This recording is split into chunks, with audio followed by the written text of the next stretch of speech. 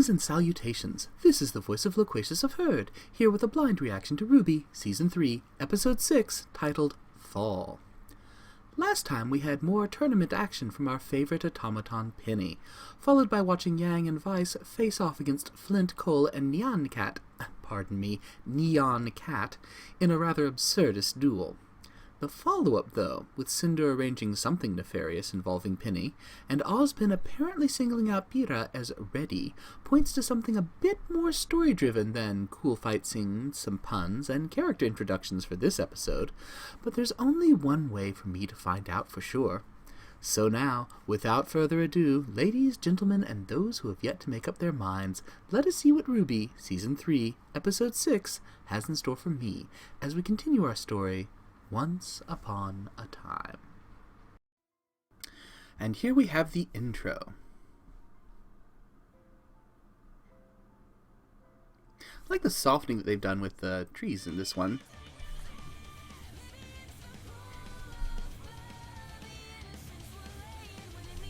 Ah, yes.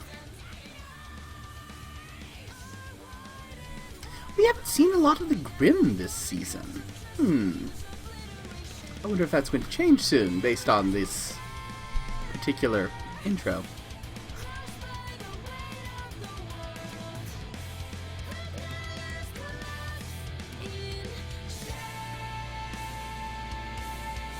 For that matter, we haven't seen much of the White Fang.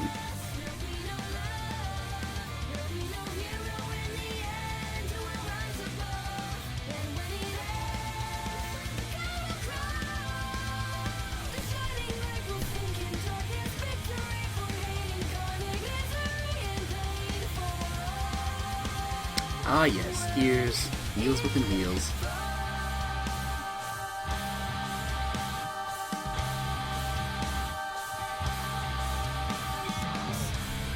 So, what's next for RWBY?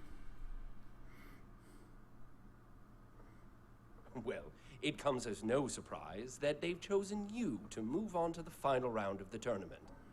Your performance has been exemplary. Thank you, Professor Ozpin, but I would never have made it this far without my teammates. Personally, I think it's the other way around. Ah, Crow. I'm sorry, but I don't believe we've been introduced. Name's Crow. Crow is a trusted colleague of mine. Professor, if you don't mind me asking, why have you called me here? Ah, yes. Please, take a seat. What is your favorite fairy tale? Ah. Sorry? Interesting. Fairy tales. Stories from your childhood. Surely you must remember some of them. Well, there's The Tale of the Two Brothers, The Shallow Sea, The Girl in the Tower. What about the story of the seasons? Oh, of course. A callous old man who refuses to leave his home is visited by 4 traveling sisters. The first understands his reclusive nature and urges him to use his time in solitude to reflect and meditate. The second would be brings him winter. fruits and flowers, tending to his Spring. crops and revitalizing his garden. The third warms the man's heart, convincing him Summer. to step outside and embrace the world around him. And the fourth and final sister begs him to look at all that he has and be thankful. In return for their kindness, the man grants the maidens incredible powers so that they may continue to help others all over the world. They graciously accept and promise to share their gifts with the people of Remnant until the end of days. Ah, nice tale. Winter, spring, summer, and fall. The 4 maidens. My mother loves that story. Would you believe me if I told you that one's been around since I was a boy? You're not that old, Professor. True. Well, would you believe me if I told you it was true? Interesting. I beg your pardon? What if I were to tell you that there were 4 maidens existing in this world that could wield such tremendous power without dust? Ooh, now You mean that's like interesting. the semblance? Like magic. Indeed. Yeah, first time hearing it's pretty crazy. You're serious? Do I look like I'm joking? Well, you never really look like you're joking, Ozpin, so it's hard to tell. Why are you telling me this?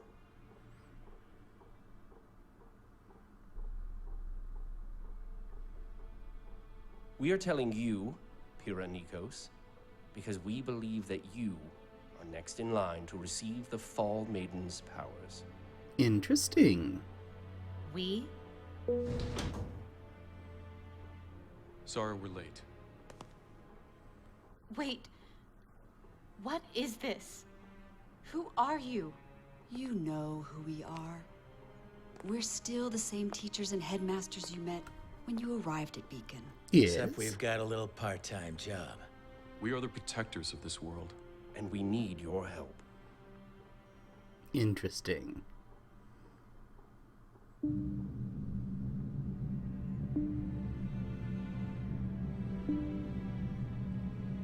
Lot to think about going into your final fight, eh, Where Pyrrha? are we going? The vault, under the school. Oh, this sounds like the sort of place that we should not let Cinder have access to.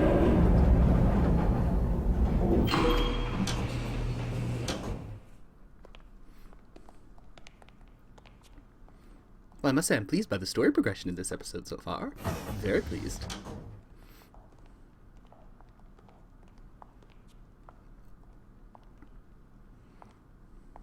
I'm sure you must have questions.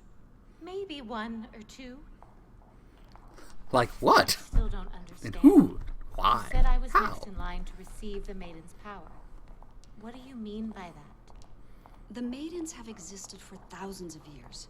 Mm-hmm. Much like in nature, the seasons change. No two summers are alike. When a maiden dies, her power leaves her body and seeks out a new host, ensuring that the seasons are never lost and that no individual can hold on to the power forever. So, how does the power choose? Through a series of stupid and convoluted rules. Crow. Hey, don't get mad because I'm right. At first, the only thing that was certain was that the powers were specifically passed on to young women. But as time went on, it was discovered that the selection process was much more intimate. Intimate? As we understand it now, when a maiden dies, the one who is in her final thoughts is the first candidate to inherit her power. Unless First it's a dude, candidate. some old hag. Then the power goes to someone random, and our job's getting